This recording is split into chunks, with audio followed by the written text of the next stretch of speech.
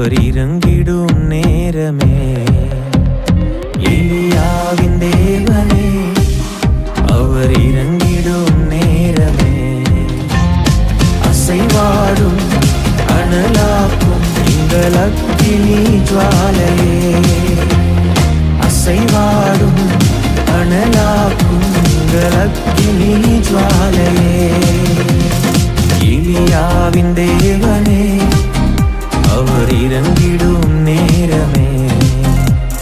நாமம் மகிமைப்படுவதாக. ஆண்டவரும் அருமை இரட்சகருமாகிய இயேசுவின் நாமத்தினால இந்த புதிய நாளுக்காக தேவனை ஸ்தோத்தரிக்கிற நம் கண்கள் முடிச்சோம். பரிசுத்தமும் கிருபையும் நிறைந்த நல்ல தகப்பனே, எங்களோடு பேசுங்கப்பா, இயேசுவின் நாமத்தின் பிதாவே. எடுத்து வாசி லூக்கா 18ஆம் அதிகாரம், அது 21ஆம் வசனத்தை வாசிப்போம். அதற்கு அவன், இவைகளெல்லாம் என் சிறு வயது முதல் கை கொண்டிருக்கிறேன் என்றான். யாருங்க இது நாம் கை கொண்டிருக்கிறது? பார்த்தீங்கன்னா சோத்திரம், ஒரு ஐஸ்வர்யவான் ஆண்டவராக இயேசு கிறிஸ்துவை அவன் சந்திக்கிறான்.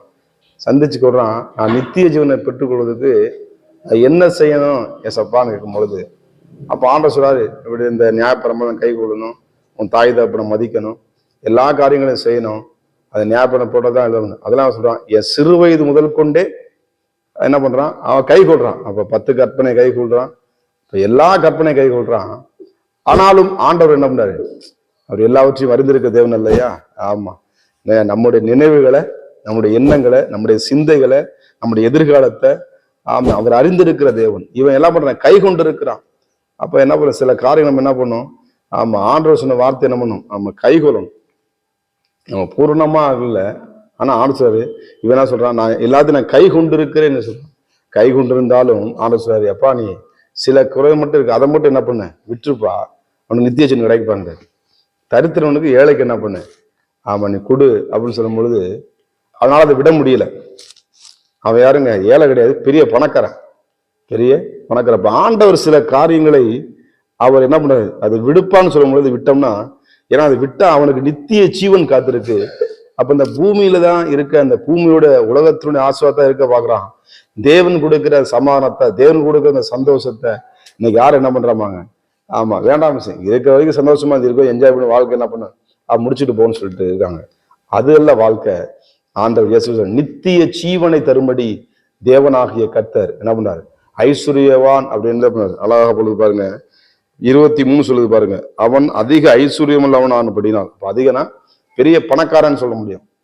ஆமா பெரிய பணக்காரன், அதிக ஐஸ்வர்யவான் இருந்தபடினால் வசனம் சொல்லுது பாருங்க, இதை கேட்ட பொழுது மிகுந்த அப்படின்னு சொல்ல வர்றான். மிகுந்த துக்கம் அடைந்தான் எழுதுறான். 24 அவன் மிகுந்த துக்கம் அடைந்தான். 25 ஐஸ்வர்யவான் தேவ ராஜ்யத்தில் பிரவேசிப்பதை பார்க்கிறோம், ஒட்டகமானது ஊசியின் காதிலே நுழைவது எளிதாயிருக்கும் என்றான். பாருங்க எப்படிப்பட்ட அர்த்தம், ஒரு விளக்கத்தை சொல்லாது பாருங்க. இப்ப நம்முடைய வாழ்க்கையில கூட இன்றைக்கு எத்தனையோ காரியங்களை ஆண்டவர் நம்மளை விடும்படி தேவன் விரும்புகிறான். ஸ்தோத்திரம்.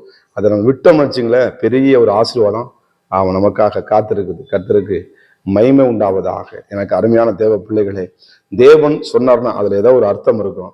தேவன் நம்ம நடத்தினார்னா ஏதோ ஒரு அற்புதம் இருக்கும். நம்ம எல்லாத்தையுமே கை கொள்ளணும். ஒருவேளை கை கொள்ளாம வசனத்தை கை கொள்ளணும், வாக்கு தத்துவத்தை, அந்த அந்த கற்பனைகளை என்ன பண்ணான், அவன் சிறுவது மூலம் என்ன பண்றான். அப்ப நல்லா அந்த ஐஸ்வர்யம் இருந்தாலும் அந்த குடும்பத்துல வசனங்களை சொல்லி கொடுத்துருக்காங்க. வசனம் என்ன பண்றாங்க, சொல்லி கொடுத்து வளர்த்துருக்குறாங்க. நம்முடைய வாழ்க்கை, நம்முடைய பிள்ளைகளுக்கு வசனத்தை சொல்லி அதை கைகொள்ள முடி. ஆமா, அப்ப இந்த ஐஸ்வர்யம் சில காரியத்தை என்ன பண்றான், நல்லா தான் பண்றான், ஆனா ஒரு காரியத்தை என்ன பண்ண முடியல, அதை அவனை விட முடியல. சோத்திரம். ஆமா, அதுதான் மெயினானது. ஆமா, கர்த்தருக்கு சோத்திரம். அப்ப கீழ்ப்படிதல் ரொம்ப முக்கியமான ஒன்று. நம்ம தாய் தகப்பனுக்கு கீழ்ப்படியணும், நம்ம தேவனாய கர்த்தருக்கு கீழ்ப்படியணும். சோத்திரம். அப்படி நம்ம செய்யும் பொழுது நம்மளுக்காக நித்திய ஜீவனை ஆண்டவராக இயேசு கிறிஸ்து வைத்திருக்கிறார். சோத்திரம். அதிக ஐஸ்வர்யவான கர்த்தர் நம்மளை மாற்ற போகிறாருன்னா, ஆண்டவர் ஏதோ ஒரு வாக்குறுதியை கூட என்ன பண்ணுவார், நம்மளை மேன்மைப்படுத்தி அநேகருக்கு ஒரு ஆசீர்வாதமான பாத்திரமா வச்சிருப்பாரு. எப்பா இதை செய்ப்பா, இதை செய்ய வேணாம், இதை செய், இதை பண்ணுன்னு சொல்லுவாரு. இங்க இயேசுவும் ஐஸ்வர்யவான்னு பேசுறாங்க. ஆமா, சோத்திரம். அவன் இயேசுவை கேட்டிருந்தானா, அந்த வார்த்தை முடி நடந்திருந்தானா, அதை விட்டுருந்தானா பெரிய ஒரு நித்திய ஜீவனை பெற்றிருப்பான். அவனுக்கு அது விருப்பம் இல்லை, உலகத்துல வாழ்றதா அவனுக்கு விருப்பமா இருந்தது. இன்னைக்கு எத்தனை பேர் தேவன் கொடுக்கறது ஆசீர்வாதத்தை, தேவன் கொடுக்கிற நித்திய வாழ்வை இன்னைக்கு எத்தனை ஜனங்க பண்றாங்க, அதை உதாசனப்படுத்துறாங்க, அதை அல்ல தட்டி போறாங்க. நீங்கள் நானும் இதை கேட்டுக்கொண்டு அருமை தேவன் நம்ம நித்திய ஜீவனுக்கு பங்குள்ள பிள்ளைகளாய் மாறுபடி தேவன் சொல்லுற காரியத்தை கேட்கணும். தேவன் சொல்லாத தேவனுக்கு பிடிக்காத காரியத்தை நம்ம விடும் பொழுது, தேவன் சொல்ல காரியத்தை செய்யும் பொழுது நம்முடைய வாழ்க்கையில பலத்த ஒரு ஆசீர்வாதம் நம்மளை காத்திருக்குது. நம்ம ஜெபம் பண்ணுவோமா? ஆண்டவரே சோதரன், நாங்க நித்திய ஜீவனை பற்றி கொள்ள ஆண்டவரே நீ கொடுத்த வாக்குத்தத்தங்களை சுதந்திரி எங்களுக்கு உதவி செய்யுங்க. இந்த ஐஸ்வர்யவனா இருக்காதபடிக்கு ஆண்டவரே உம்மை போல எங்களை மாற்றுவீராக. எங்களுக்கு நித்திய வாழ்வை வைத்திருக்கிறது சோத்திரம். எங்களை பலப்படுத்துங்க, ஆசீர்வதிங்க. இயேசுவின் நாமத்தில்.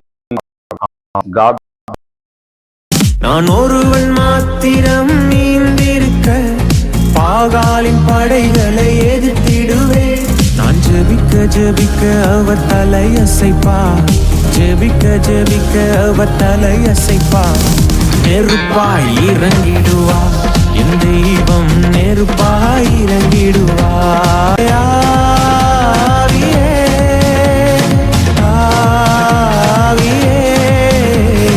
அசைவாடும் அனலாக்கும் எங்கள் அக்கினி ஜுவாலையே, அசைவாடும் அனலாக்கும் எங்கள் அக்கினி ஜுவாலையே.